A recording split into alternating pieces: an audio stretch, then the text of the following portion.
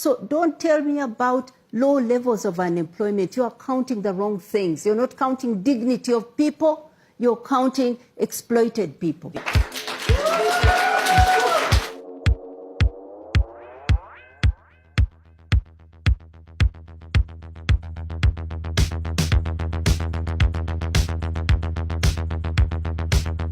Say, honestly, this is a very one-sided panel. Today, the U.S. basically has the lowest unemployment rate ever, the lowest black unemployment rate ever, the lowest youth unemployment ever.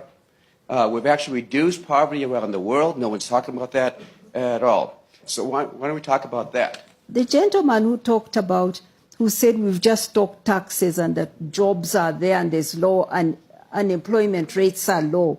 Let me tell you something. We're talking about jobs, but the quality of those jobs. I can tell you about a company. I took a taxi in Nairobi recently. I was charged less than $2 for a taxi ride. Where in the world do you go in a taxi for less than $2? I asked the taxi driver. He was from one of these companies, I won't mention which. I said, how much are you getting out of this? He said 20% must go to the global company that owns the network. So I said, then what about the rest? He said, the rest I have to share with the owner of the taxi out of $2. I asked him where he rents his home, where he lives.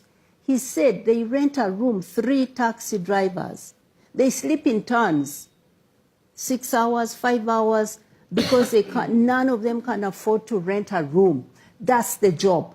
Those are the jobs we are being told about, that globalization is bringing jobs. The quality of the jobs matter. It matters.